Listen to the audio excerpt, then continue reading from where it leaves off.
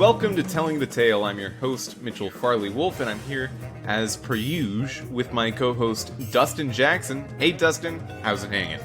Hey, it's hanging pretty well today. I mean, it could be hanging better. It's gonna be a weird one today since some problems came up, but otherwise, I'm doing pretty well. How are you doing today? We'll get into those problems and what they are, but I'm doing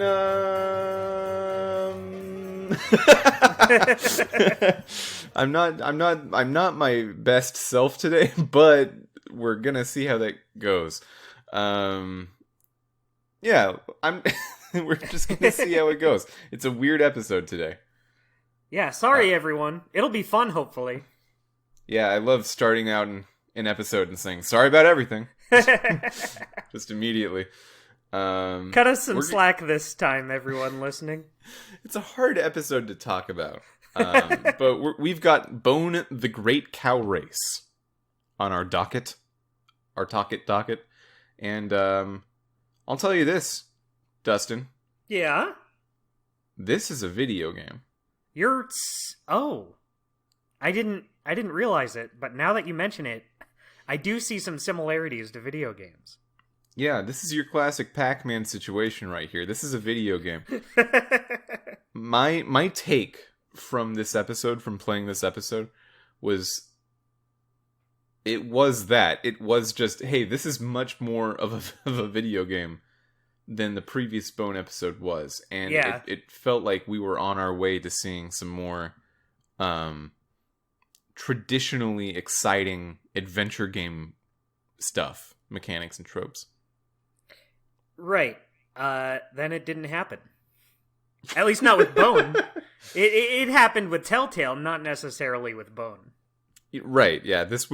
Whatever we got out of this episode is the last we got out of Bone, because they didn't continue making Bone episodes.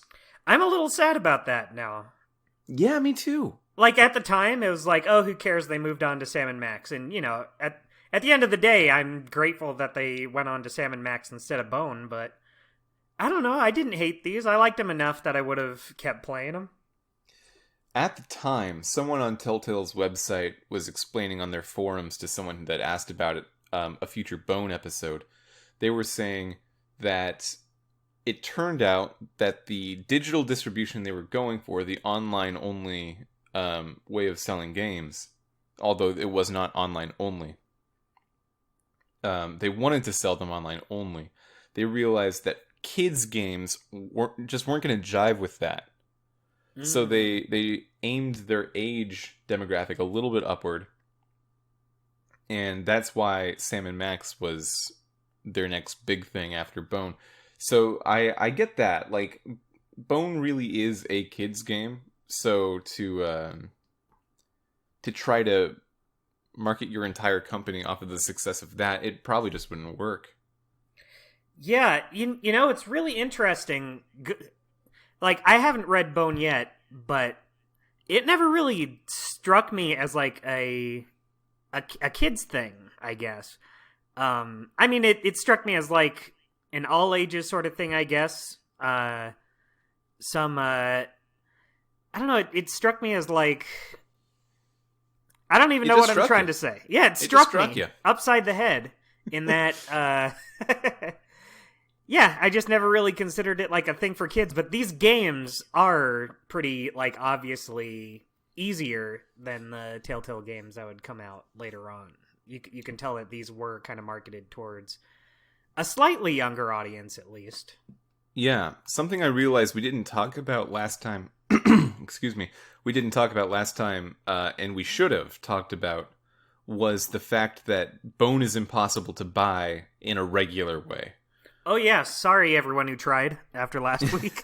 every one of our thousands of listeners who wanted to play Bone so much after our episode last week. Our glowing review. They were stopped at the door of Steam. Yeah, so they both of these games only ever came out on PC. And if you can find the old discs on eBay or something, I guess you can use that if your PC still has a disk drive. But if it doesn't, and you don't really have a way of using discs, so you're trying to get the digital version of the game, it's tough because when the new Telltale came into existence, they got some of the old games. Like, they have the rights to Strong Bad and Monkey Island and Wallace and Gromit, but they don't have the rights to Bone. So Bone just isn't on stores anymore. What we had to do was find... I don't want to say sketchy, because it ended up being fine. Yeah. I was a little on the fence, but... it's a little sketch. There was a third-party redistributor of Steam keys online. Because what Steam does is, if you have the key, that means you paid for the game, at least in theory. So you should be able to download the game even if the game's no longer being sold. So we found a distributor that was selling the keys for Bones, like a combination of Bone 1 and 2. And that's how we got it. Otherwise, we probably just never would be able to play Bone. I think this is really our only way to do it. Yeah, in some of our cases, even with that, we couldn't play Bone. Yeah, tell me about that. Okay, so here's the thing about Dustin's experience with the Great Cow Race. So, the last episode went totally fine. You know, no hang-ups. But for some reason, this episode seemed to have a few bugs in it that kind of held me back a little bit. And it started right from the get-go, I had a bug. This isn't the one that stopped me from finishing the episode. Yet, sorry, heads up to everyone, I did not manage to finish the episode on my own.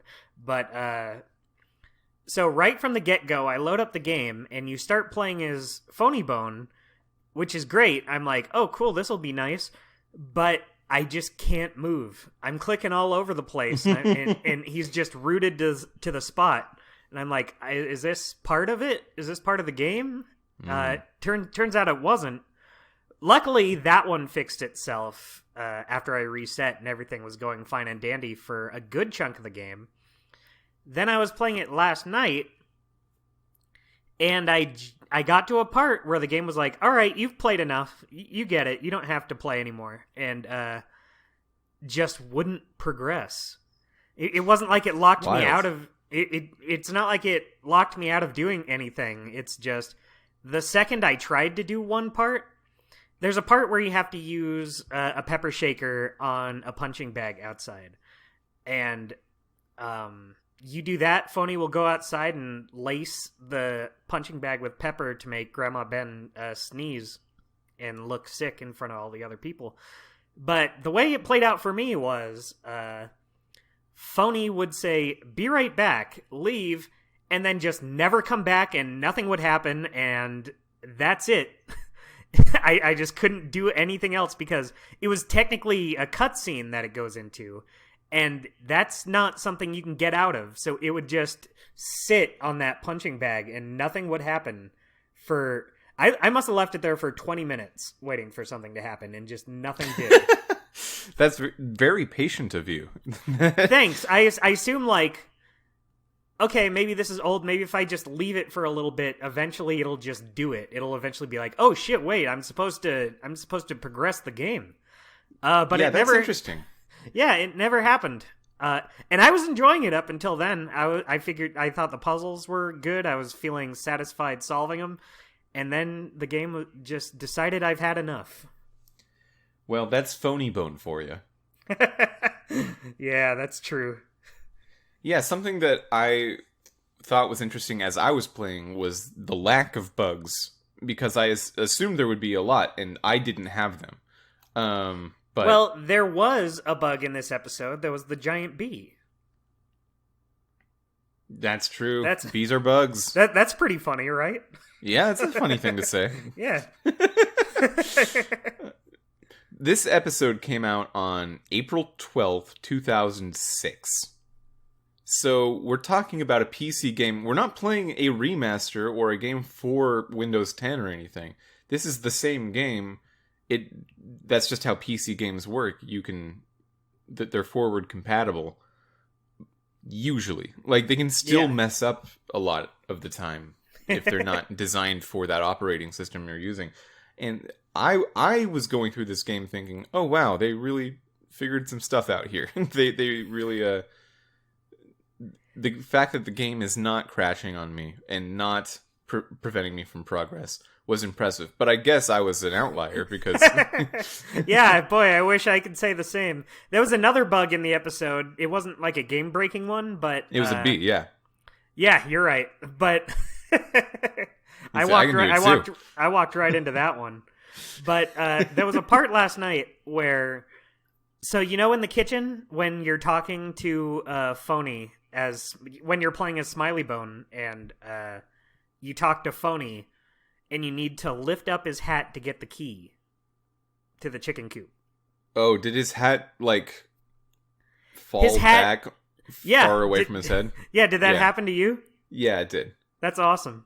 That did happen. That was like the one bug I experienced. I was streaming it over Discord last night for some friends, and everyone got a kick out of it. What a fun thing to do. That's a fun thing. We should maybe that should be our new system. Streaming on Discord for fun friends. That wouldn't be a bad idea. Yeah. We should talk about the episode. I think so.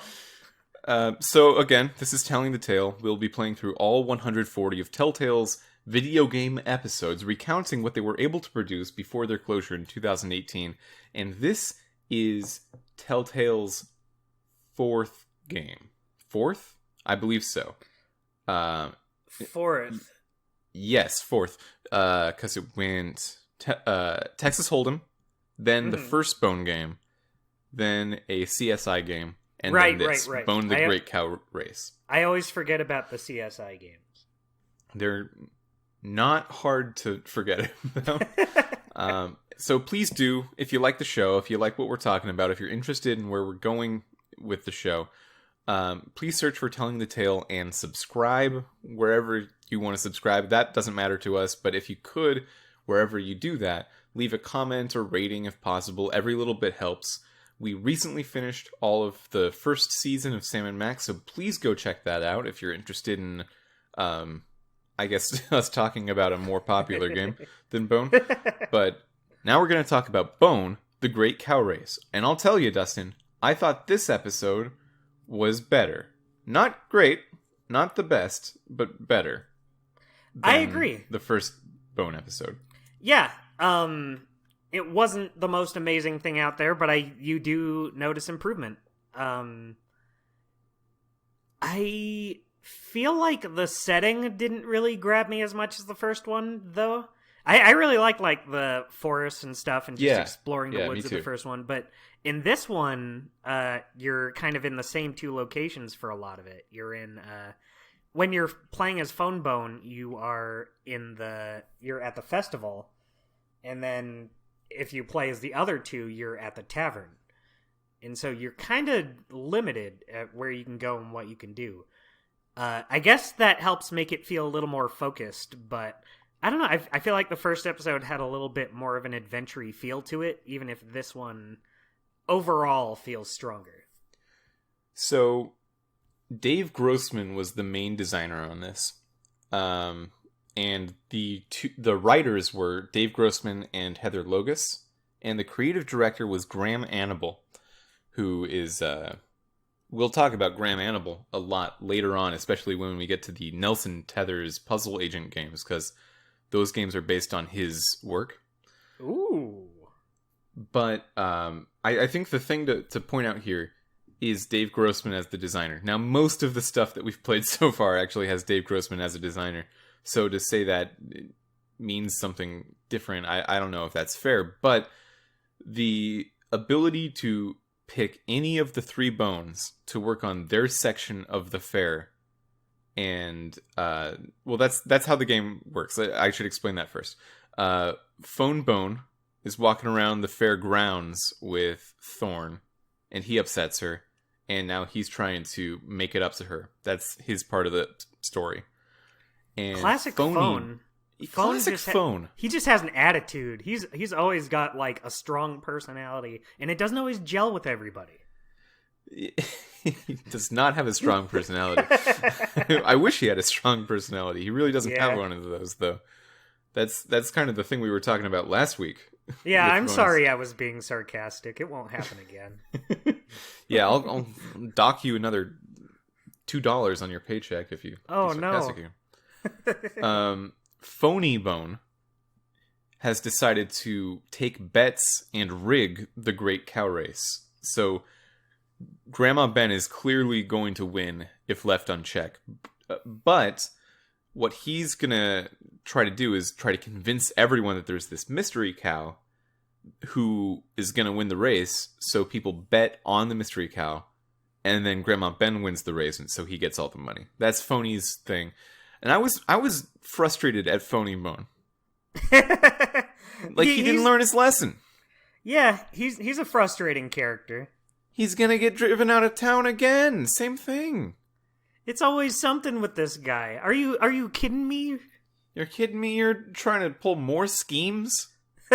More? He's always with the schemes. And Smiley Bone is in the kitchen of this bar, and he's got to sometimes pretend to be the mystery cow. So he'll try to make a cow suit. He'll try to make he'll try to make a bunch of sound that makes it sound like he's this wild and rambunctious cow in a barn. The cow suit is not. Well, I was gonna say it's not convincing, but some of the townspeople are convinced from a distance that is a cow. Yeah, they buy it. It works. The thing is, I think if Smiley Bone got naked, he might look more like a cow. Like just they're Smiley already weird himself? white. Yeah, they're like these white bodies. They've got a just strange paint some look to spots on him. Yeah.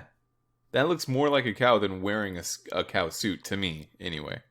I wonder if the reason they needed the suit was for the horns, the tail, and the udder, because I don't think Smiley has any of those. That's true. So what I was bringing... Wrong. You could be. He might have udders, but but tail and horns, I don't think so.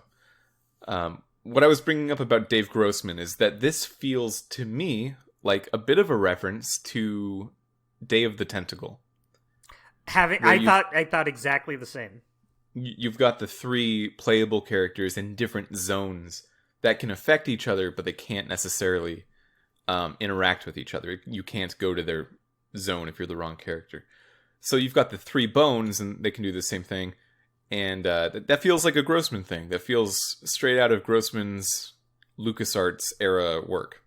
Yeah, we were just saying last episode how that feels like a more elegant solution than that first episode had, where you just play through it once as Bone, and then you play through it again as Phony Bone.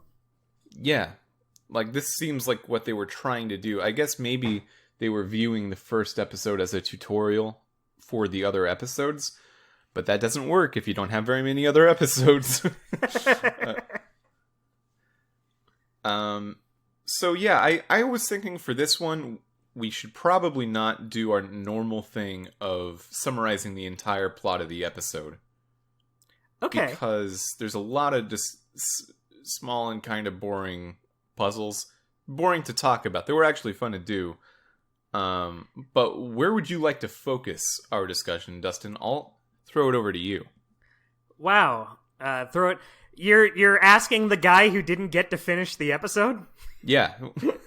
Well, yeah. So what would you have loved to see and didn't? Because you couldn't play the episode. Well, let me clarify. I did watch the rest of the episode on YouTube, so I know what happens. Don't worry, I came into this prepared. But I did really like how you could switch between the three of them. I just stuck with Phone Bone at first. I guess just since I was used to playing as him, and it starts you out as him. At the fair, I mean, after you play with Phony first for a little bit. But, yeah, I don't know. This is a tough question to answer. I guess just the way the characters interact is more Yeah. important than the puzzles, because there is a lot of character interaction in this episode. Yeah, there's a lot of fun little character moments for, especially Phony and Smiley. You get a lot of fun interactions with the NPCs and the setting that you're in. The first note I wrote was, Phony's a drinker, because I didn't expect Phony Bone to just straight up drink beer, but he does it in the episode. That's weird to me. That's a strange thing. that Phony drinks beer. Yeah, this feels like the kind of universe where if you go in a bar, you'll get served milk. Yeah, or like just some sort of off-brand drink. Like, you know how Monkey Island has like grog? Yeah. Just some sort of drink you would kind of think of to associate more with this world rather than just straight up beer. Also, this is a cow town, literally. It's based on cows. You should have milk. But that's very true. That would have tied in a lot better. Yeah, but no, he's just going for a beer. There's a whole puzzle on how to order a beer that is pretty ridiculous. And yeah, we also forgot to talk about this last time, but when the game starts up, it offers a help mode. Did you turn that on or off? I turned it off, but I think there might have been 1 or 2 times I turned it on when the puzzle was getting frustrating. Like, if I was just on it for a while, I would turn it on to kind of lead me to the right spot, but for most of it, I had it turned off. Yeah, it gives you the option right at the beginning of the episode to turn it all the way off or on for the rest of the episode. So when you turn it back on, what happens? What does it do? I'm trying to remember, because I didn't turn it on for this episode. I turned it on for the last episode once or twice. Okay. But I think once you turn it on, just it has a pop-up. You know how it shows like text on the scroll, and it just gives you some hints. Is it when you turn it on? Do you ask for a hint, or is it always just giving hints? I think so. The way it works is next to the menu button, the little scroll, there's a question mark, and you can click on it, and it'll give you hints when you want it. Oh, okay. I think that's a good way to do it. It gives you the option, but also, like, it's nice that even when you turn it on, it doesn't like automatically give them to you. You can choose when to get hints. Right. Well, okay, that's interesting. I never turned it on because I was too proud, and I wanted to be a cool guy that didn't use it. But I honestly should have used it at certain points. Yeah, I think the only times I used it was when it felt like either there was a bug or like it just wasn't clicking. Like the Ted the Bug part in the first episode when you're hopping across the rocks, I just had no idea, and that's when I turned one of the hints on. And I don't think it helped. I think I just figured it out on my own. I don't even remember what the hint said. So let's talk about this bar. Okay. Smiley Bone is apparently the bartender. He's not, but apparently he asked for beer and then became an indentured servant because he couldn't pay with eggs. And you gotta pay with bartering tools in this town. Mostly eggs. Yeah. So Phony's working there now. Smiley's working there now. Yeah, they're both working there because they bought beer wrong. So they have to. Do it right next time. Can I just say, I think Phony and Smiley have very good chemistry together. It kind of makes Phone Bone feel like a third wheel, even though he's technically like the main bone. Yeah, there's a thing that happens later in the episode where it's they're getting ready for the cow race, and Phony goes, "Smiley, please don't mess this up." And then Smiley's like, "What? You think I'm gonna like not win when I'm supposed to win, or not lose when I'm supposed to lose? I'm on the level. I'm dumb, but like I'm here." And I loved that because I was very ready for Smiley to be like, "Oh, I was supposed to win. I forgot." Oh, You know that I'm so silly.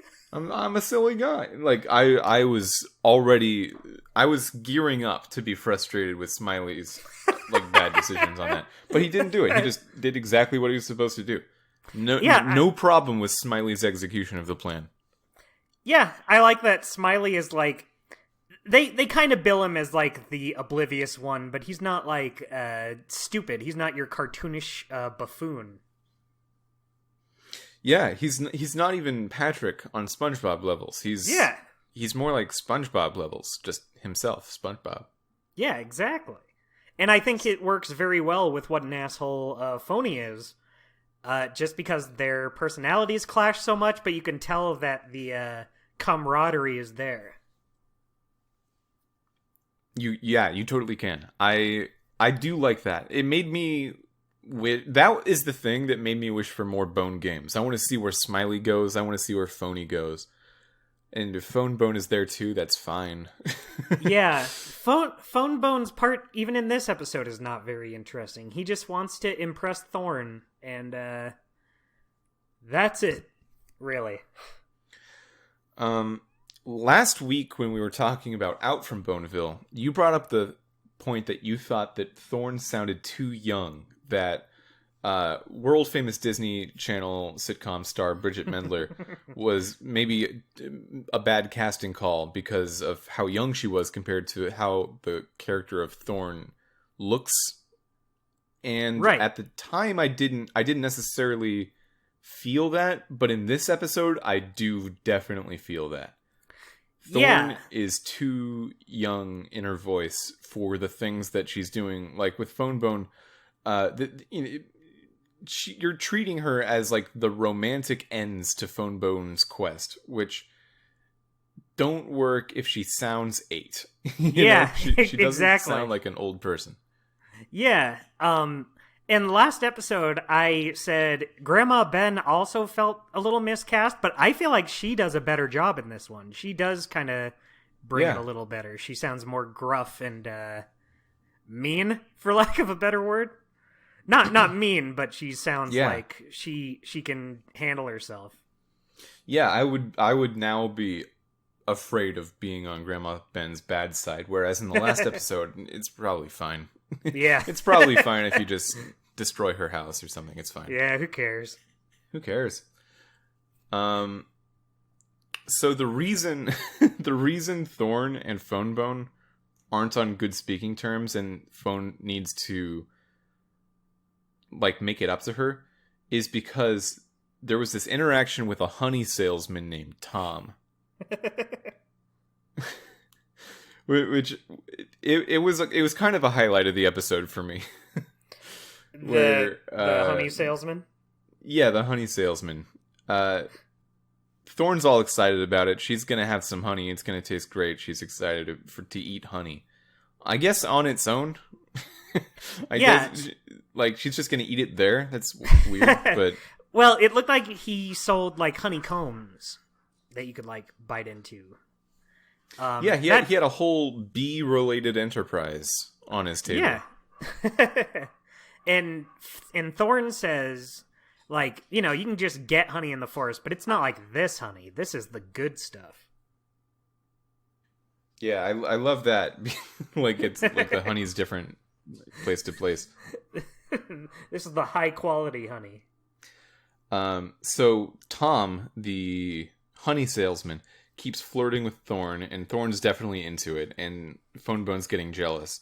And then Tom starts talking to Phone Bone, and he says, "You'll definitely be able to smell this honey with that giant-ass nose of yours."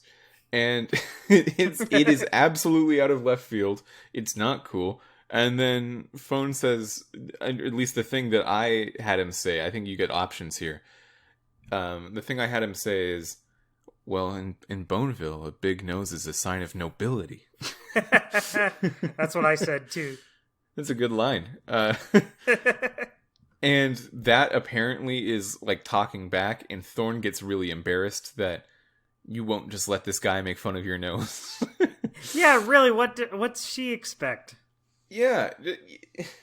This guy's just out here saying, "Hey, your nose sucks," and I'm just supposed to be like, "Yeah, but I'll buy your food. Like, I'll buy whatever you want." Thank you for making fun of my nose in front of this woman. Yeah, I'm here with this woman. You're making fun of me to my face, about my face, and then like I'm expected to buy your product. I don't even have eggs. Yeah, so Thorn doesn't like that. Thorn's gonna be all mopey about how Phone Bone was embarrassing to her until the end of the episode.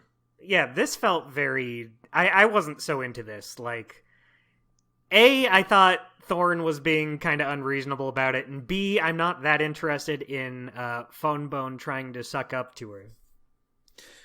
Yeah, I wanted to do anything else. That's the good and bad thing about having this structure where there's three characters doing their own thing at once and you can switch at any given time, because it does mean that you can switch out of a bad thing that you don't want to do right now to work on like maybe Smiley's thing instead. That's true. But it just because there are three threads going on that you have to pull all of, you're kind of in a position where one of them's going to be worse. Yeah.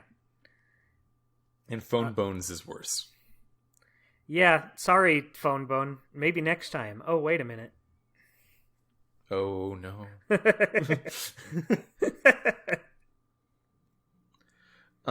There's something that... Oh, okay, I have a note here. Mopping sucks. Remember the mopping game? That sucked. Like, it felt so relieving when you do it, but the whole time I was like, stop coming in, please.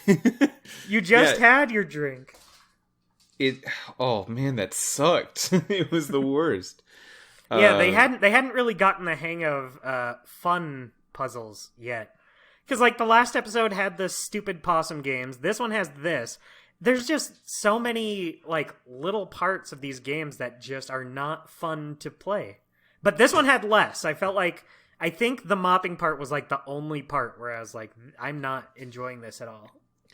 You know, I think it's a thing that when you make a kid's game, at least for a while, the reigning idea on how to do that was just throw in mini games. Just throw in tons of mini games. That's what kids like, I guess.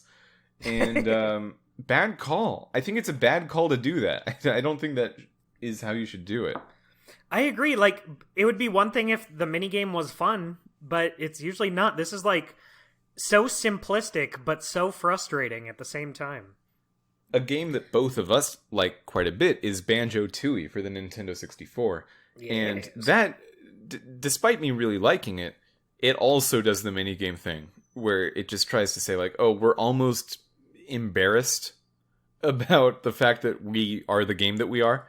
So we'll just make you do something else really quick, and we'll put you in a first-person shooter segment, or a soccer segment, or a go-kart segment, and you could have just been in the regular game. It's a pet peeve of mine when you have too many weird mini-games in the middle of your regular game.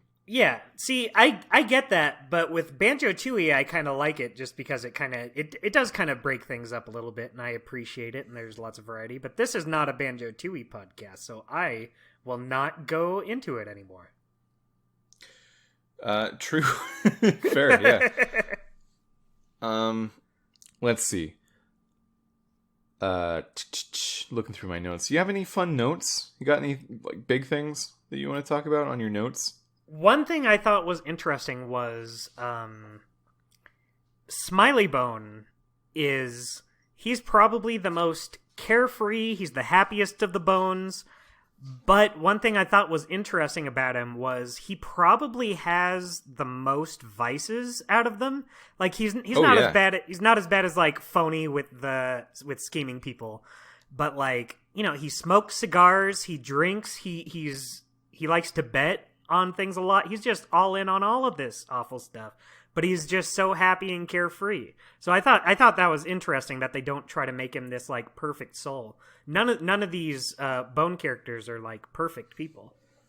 The way they're portraying Smiley's vices is interesting to me too, because Like these are technically bad things, but they're never shown to be bad things. Like betting is just what the town does. Getting into betting is like it's not shown to be a vice. It's just that's community service almost. Or with the drinking and smoking, that's never shown to be a bad thing. In fact, the cigars help Phone Bone get out of that cave in the last episode. I guess in the first episode, Phone is saying like his cigars are gross, but that's about as far as it goes. I wonder if that was in the original comics or if that was something that they added for the game, because just at the time in 2005, it was different than 1991 in terms of presenting smoking and drinking to children. So they felt the need to say that it's gross. Yeah, I wonder if originally they had a scene where Bone looks at the camera and says, "Remember, don't smoke these cigars I'm picking up. They're real bad and gross for you." Oh, here's a line. We're not doing our line segment for Bone, but I do have a line that I liked. Let me hear. When Thorn and Phone Bone and Tom are talking about honey, Phone gets frustrated and said, "Hey, we can just go to the forest and get some honey right now." And Thorn's reason to not do that was the bees around here are too big. So you can't get honey. The bees are too big. And that doesn't make any sense until you see the bee, who is literally the size of Phone Bone. I would be horrified. I would be horrified, but I think the fact that you can communicate with the bees, you can like talk to them, that eases it for me a little bit. Like bees in real life, you can't ask them to not sting you and attack you. Yeah. This bee, it's like, look, I'll leave you alone. Can you not sting me, please? And he'll probably be like, yeah, all right. Yeah. Yeah, you look like a good kid. Who knows? We'll let you go this time with a warning. It's very reassuring when you can reason with them. One note I had was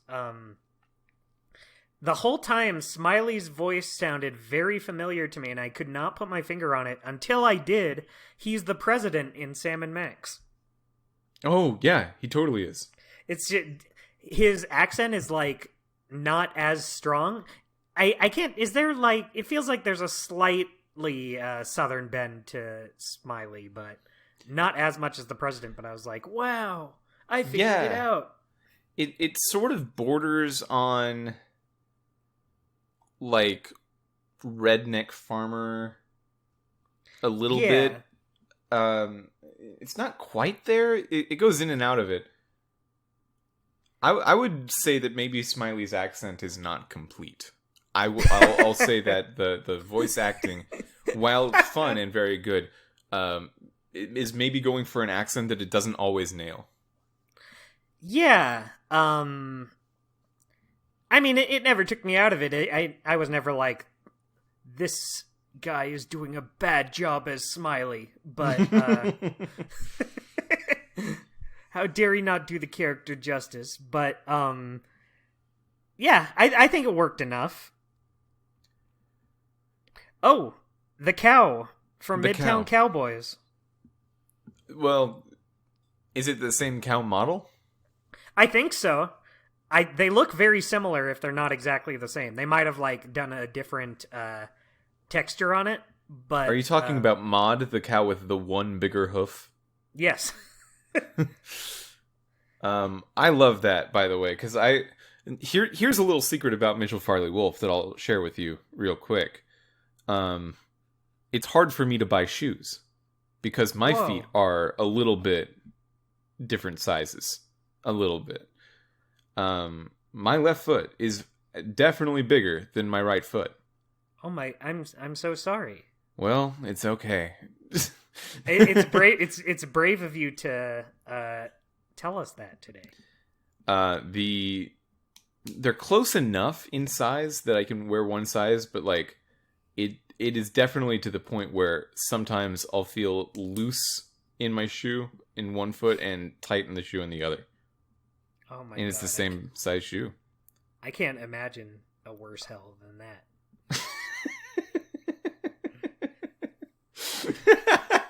Yeah. Well, all right. Imagine living in a world where neither shoe is perfect. Yeah. Neither of them. Sometimes one of them is. Oh well, then that's not so bad. Well, it depends on the shoe. Yeah, if you want the experience of neither of your shoes being perfect to see how it feels for me, all you have to do is try to wear a different size shoe than you are, and then they'll feel bad on both feet, which is the thing. So one thing we find out, the hooded figure from the last episode, he wants to kill Phone Bone for awakening the Red Dragon.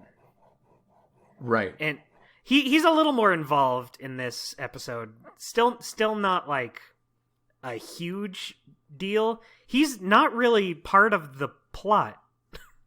But it's like setting up a future plot, but he just has no ties to the cow race, or I don't think he has ties to the rat creatures attacking in the last episode.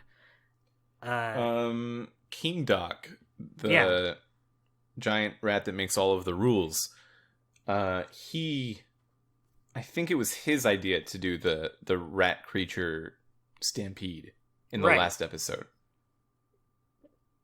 I'm not sure if the hooded figure was involved in that, but the hooded figure is involved in this episode. Yeah, I'm sure it's like an ongoing thing. You know, he'll come more into play later down the line, but in this one he's a little more established. They have him kind of enter the story a little more, but overall he doesn't really play much of a part in like Phone trying to impress Thorn or the cow race. I'm sure if we got a third episode, he probably would have. But yeah, I bet. Well, okay, so the vernal equinox is the arc of Bone that this takes place within, and this is like the middle of that arc. So if they just had one more game, they could at least finish an arc. But they didn't. They wouldn't do it. Yeah, that's real too bad. It is real too bad. Let's briefly talk about how the story of the episode wraps up for each character. So Phone needs to write a poem for Thorn. That's like what he gets down to. All of the things he tries to impress her with to try to win her back don't work. So he tries to write a poem and he sucks at that. So Ted the bug from the last game comes back and he has a great line. He asks Phone, so what can you do? Are you impressive? And then Phone says, well, did you know I'm a member of the Strongman's Guild? Because something that happened earlier in the episode made him a member of the Strongman's Guild. And Ted said, oh, that's so? Well, smell ain't everything, I guess. Hey! Oh. I don't know what that means. Like, he didn't smell strong, but I guess he is strong. Yeah, good for him. So I like that. In the process of writing the poem, it gets too long, and even though he ends up with an alright poem, he never gets to tell it to Thorn. Because the cow race starts, and he's too busy all of a sudden. Well, he's in the middle of writing the poem, and then he gets attacked by the rat creatures, right? Oh, you're right. That's true. Yeah, he gets chased by these big monsters. Yeah. Okay, so there's these brothers. It's Cecil, who's the soup guy. There's Dirk, who is... Dirk is the strong man. I like the way you described him. Yeah, he's the soup guy. He makes soup. And then Alvy runs a carnival game where you get to throw a thing at a thing and make it go. How do you explain that better than what I just did? It's kind of like a target shooting game. Yeah, but you don't really shoot. You use a catapult to launch at the target. Right. And then Benedict comes in. He's the fourth brother, and sometimes he'll also run that same game. So you've got Alvy, Benedict, Cecil, and Dirk. ABCD. That is that is why they named them what they did. Wow. Yeah. And they're just here. They're just enjoying the fair, like having a fun carnival time. And I like their vibe. They're just four brothers who are constantly doing festival stuff. Isn't Benedict? Didn't they use his model in Sam and Max? Absolutely, yeah. Yeah, he's the guy who was invited on Myra's show at the end of the first episode, right? Yeah, so I knew that model had to be a reused model, but I couldn't figure out what it was. At the time on this show, I think that I said it was Theodore Dudebro, but it's not. It's Benedict from Bone. Yeah, you were on the right track still, though. Yeah, it definitely doesn't look like a Sam and Max character. It looks like they reused it, and they did. They did reuse it. Yeah, it worked. Good job, Telltale. Good job, Telltale. So that's how Phone's story ends. But Phony's story is just beginning because he's gotten everyone in the town to bet against Grandma Ben, and he's happy about that because he's sure that Grandma Ben's gonna win. And then all of a sudden, Lucius, who is the bar owner that has invited Smiley and Phony into indentured servitude at his bar, he bets his entire bar on Grandma Ben. So all of a sudden, his original plan wasn't going to work. So now Smiley needs to win the race as the mystery cow in order to not go broke. I like that. I like that it the whole episode you're kind of told, okay, this is how it's going to go, and then right at the end it's like, okay, never mind. Fuck all that. We got to do this instead. Yeah.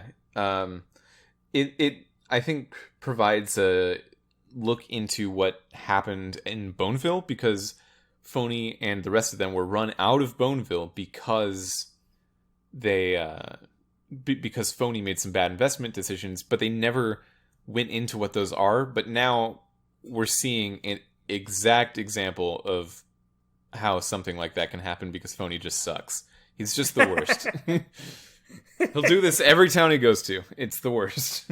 Yeah, he's not very good at this sort of thing.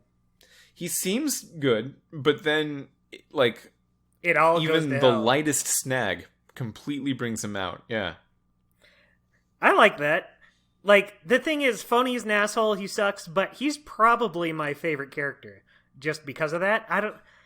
It makes him interesting to me, even if he's not necessarily likable. Your favorite character? So, keep in mind, I have very little experience with Bone. But, I don't know, I just kind of like characters like that, like Eddie from Ed, Edd n Eddy, or... Sure. Ren from Ren and Stimpy, just the kind of character who he sucks, but he usually gets what's coming to him in the end. But that tenacity, you know? So the cow race goes on pretty well, and Smiley's actually about to win, except the rat creatures attack.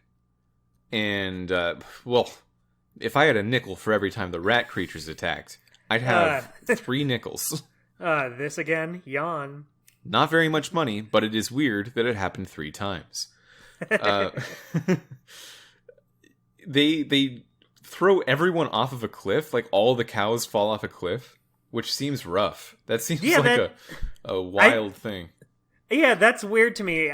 When I was watching it, I was like, did I miss a scene where like a bridge fell down or something? No, they just push them off a cliff. Yeah, that's just part of the race. And Grandma Ben falls off the cliff too, but she just gets up and keeps running and then wins. Yeah, I mean, all the cows do too, so I guess it was fine. Yeah, all of them except Smiley. Yeah. Well, yeah. No, Smiley does too, because they're running from the rat creatures. Well, I mean, Smiley doesn't finish the race. Oh, yeah, I just meant like he's running with everyone else. Right, yes, right. You're right. So everyone's mad at Phony. They try to dunk him in a boiling pot of stew, which, in my opinion, is too far. That's too far for this guy. I think he did a bad thing too, everyone, but you should just get your eggs that you bet back. You shouldn't You don't boil need him to... alive in stew. Yeah, exactly. Like, technically, everything just went the way it should. Grandma Ben won. So, yeah, it's not like anyone would have been out that badly. Yeah, and then Lucius actually defends the bones with Grandma Ben at the end, which is a nice turn for him, because he's been kind of an asshole the whole episode. It really shows part of his character that he's still a good guy deep down, even if he's rough on the outside to these. Even though he and Phony do not see eye to eye on anything. He's like the person he hates the most right now is Phony, and he steps up to save him. Well, here's my thing about the plot of this episode and Lucius's role within it. The only reason the town would get mad at Phony is if Phony has to pay off on the bets. But everyone in the town bet against Grandma Ben. So he's actually fine with everyone in the town. He's just not fine with Lucius. But Lucius is on his side in the end. So yeah. If Lucius if he chose to just say, you know what, let's just pretend I didn't bet. He wouldn't have to defend Phony from the town. He's like making his own problem that he has to fix. That's true. I never thought of it like that.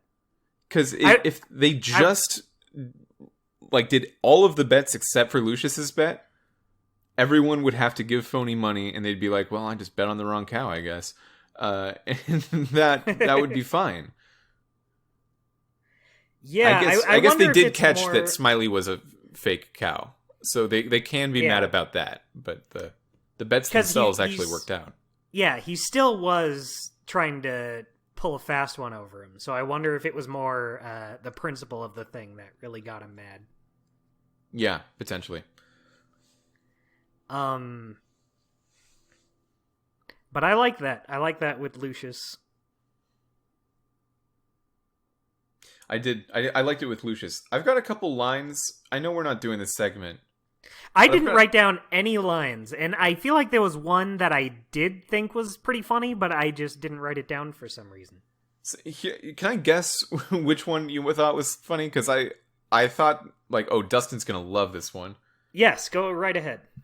When Phonebone is trying to expand on his poem, he says, "Upon your feet, you have 10 toes. They look just like potatoes." Yes, that's definitely one that got me. I think the one I was thinking of was very simple, but it made me laugh when I first heard it. It's when you're playing as Smiley Bone, and you do something that he just will not do. You know, it's not the solution you want, but he says, "Great idea, but no."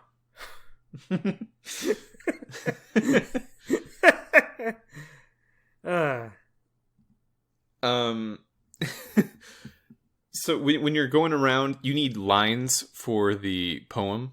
Mm-hmm. Like Phonebone, I hate puzzles where the character can't just think of the information and you're just trying to think of stuff. I kind of feel the same way about the insult sword fighting in Monkey Island, where you have to go around and collect words to say. Mm-hmm. But you have to do this for the poem as well. So, if Phonebone talks to Benedict and says, "I need something white. What's something white I can say?" And Benedict says, "Milk? Kids seem to like it. I don't know."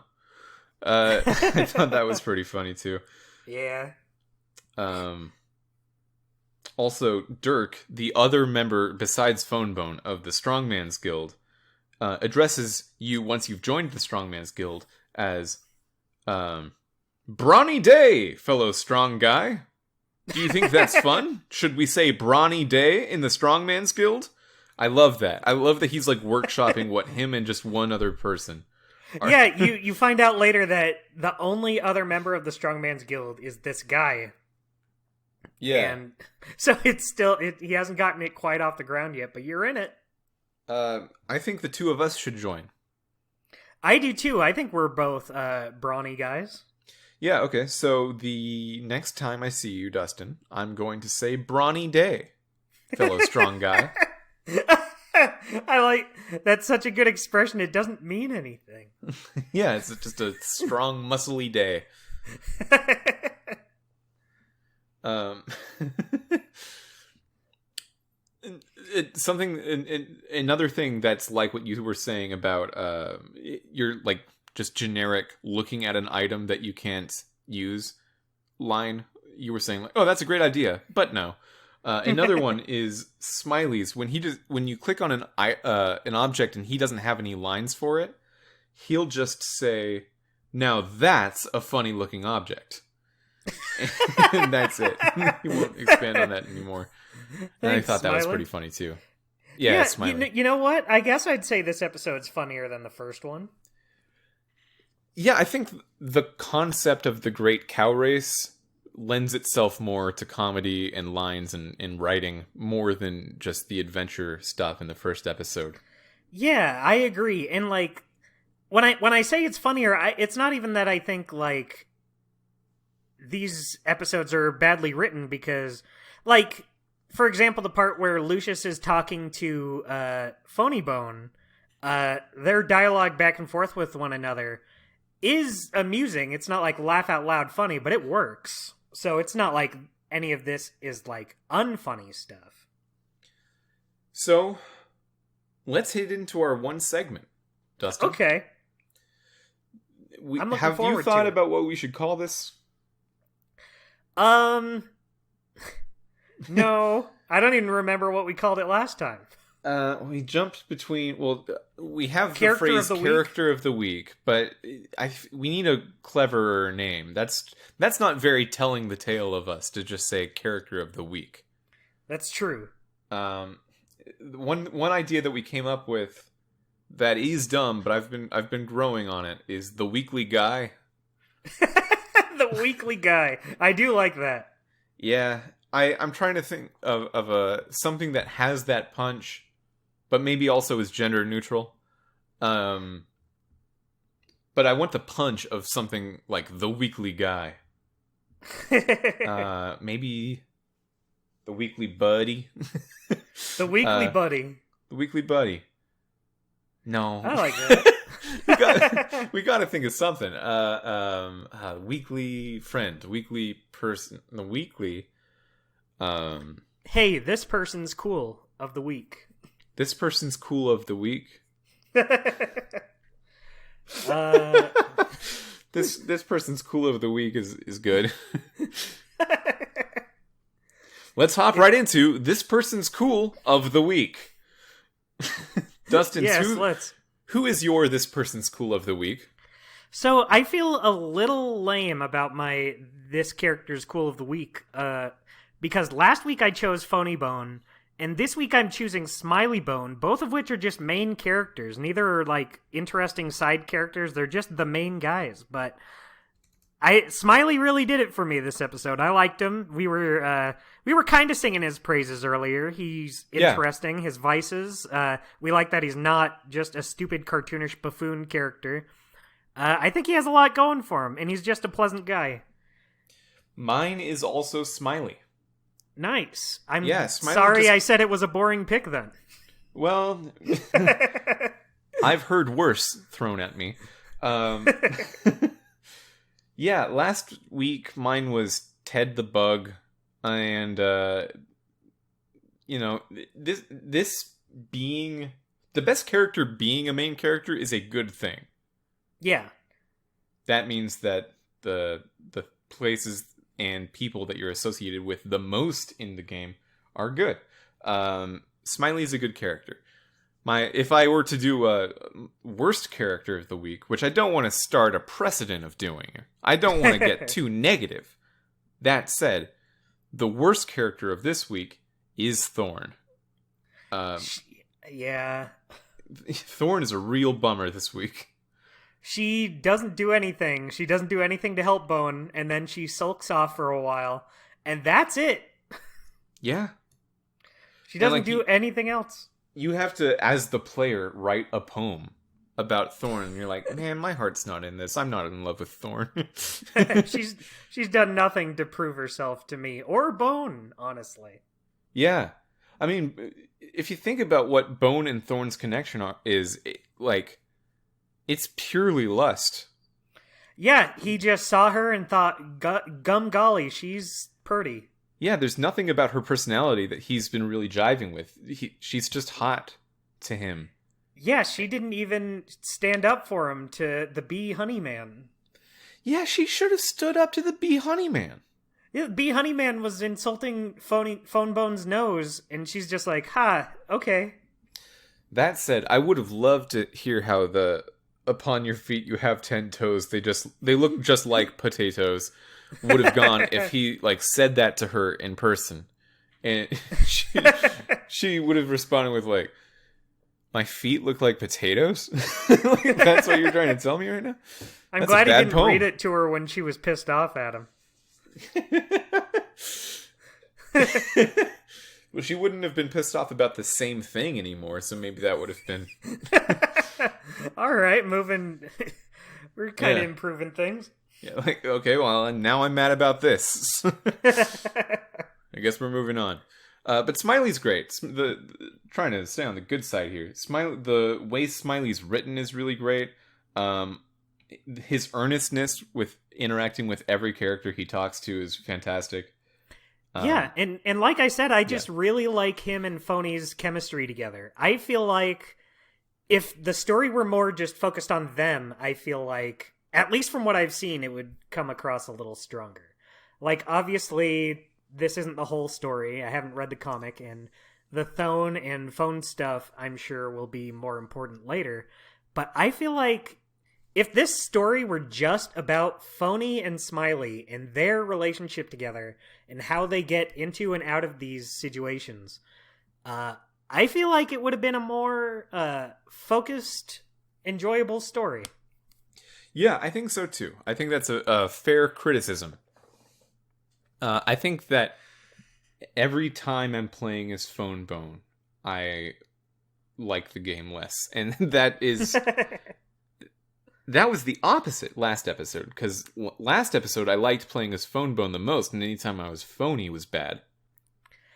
Yeah, I agree, but it wasn't necessarily... You didn't like it because Phony was just an asshole to everyone, right? Well, that's one of the reasons. Also, you were retreading ground that you've already gone through.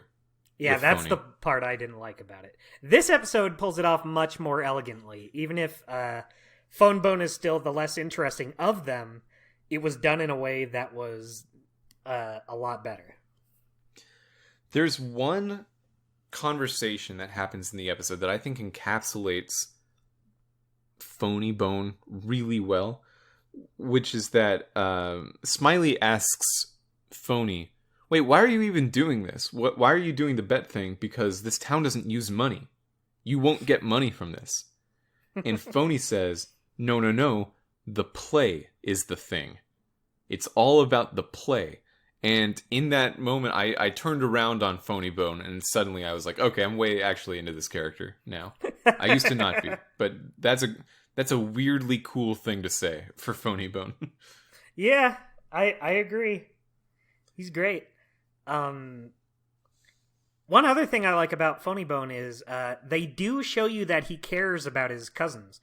Because there's a part where Phone Bone comes in to the bar, and Phony's just having a conversation with him. He's not like with Smiley, he's a little frustrated with him. He's like, you knucklehead, go just do the thing. Go do the part of the plan. And then Phone Bone comes in, and he just he's talking with him about his problems with Thorn. He's not like upset with him at all. You just can feel... Honestly, I wish we had a little more interaction with Phone Bone and Smiley, because it seems like Phony and Phone Bone have a relationship, and then Phony and Smiley have a relationship, and then it kind of feels like Phone and Smiley are on opposite ends, and Phony's right in the middle. Yeah, I'd love Phone and Smiley to have more of a repartee where one of them gets mad at the other, or something where it's not just like, hey, we're also here. We're also cousins. Yeah. I feel like it's just because the kind of character that Phony is works so well as a foil to both of them that it honestly, like, obviously Smiley and Phonebone are different from each other, but not different enough that I feel like their conversations would be super interesting, but I'd still like to see them try. Yeah. Well, I think that's going to do it for this episode of Telling the Tale. We got through it, Dustin. We did Bone. You know what? I think this episode went a lot smoother than I thought it was going to go. Well, I think that you were rustled. I think you were rattled from your experience of having the game poop out on you. Yeah, I don't know why it did it, and it bummed me out because I did want to play the rest, and it sucked that my time with Bone, because this is the last episode, my time with Bone got cut shorter than it would have. Well, I mean, if you get to the end of the episode, it's not like it's a satisfying end for your time with Bone. So that's true. Wherever you want to stop is fine. Really. All right. Well, where can people find you, Dustin? Hi, everyone. You can find me on Twitter, Instagram, all those cool places at AmazingDJDustin. You can find me on Twitter just the same way. Not Instagram. I don't do the pictures. I'm not a picture guy. But you can find me on Twitter at TheWolfFM. That's at TtT009. Now, let's talk about what we're going to play next episode. You got it. What are we going to play next episode? So, if I remember right, I believe you told me next episode we're going to be starting Sam and Max Beyond Time and Space. Do you want to do that? 2. Is that what you want to do? Yeah, that sounds good to me. Okay. That's actually a much easier one for me to play than the Bone games, so... How so? What do you have it on? So, I do have it on Steam, but what makes it easier for me is I got the 360 version, which is backwards compatible on Xbox One. Is it really? Yeah, both Season 1 and 2. Unfortunately, Season 3 never released on the 360. It was a PS3 console exclusive. So it sucks that I only have 2 of the seasons on my Xbox One, but it at least works out for this next season. It's interesting that not all of their games went on all of the consoles, because later on, all of Telltale's games would be available on pretty much everything, because everything at that point was able to run the Telltale tool. But I associate Telltale in my mind with the era of the Wii and 360 and PS3. It should have just been on everything. But yeah, they weren't. It's I think almost all of them are on PS3. Like, I think eventually they ported, like, all the Sam & Max. Originally, it was only Season 3 that was on PS3, but I think eventually they ported Seasons 1 and 2. But they also have, like, Strong Bad's on there. Monkey Island is on PS3. But 360 just never got the other one. I think it only got, like, the Sam & Max ones. I want to say it might have gotten Monkey Island. I don't think so. I would have it. So? Okay. I would have it if it were on there. Oh, I'm sorry, Dustin. I didn't mean to imply anything about your Monkey Island fandom. I didn't want to emasculate. Is that the... Yeah, that's the one. That's the one. You got it eventually. Yeah. You about Monkey Island. Anyway, yeah, so that sounds good to me. Season 2 of Sam & Max, Beyond Time and Space. We'll do the first episode of that next week. And that'll be the order we're going in. Once we get the CSI games, we actually could make a choice to just go completely chronologically from here on out. But I feel like it's fun to throw our listeners for a loop every now and then. That's true. I agree. It keeps them on their toes. Okay, and they look like potatoes. That's such a funny thing to me. I don't know. I can't deal with that line. Full circle. All right, well, see you next episode where we talk about that. Thanks for listening. Catch you on the flip side, friends.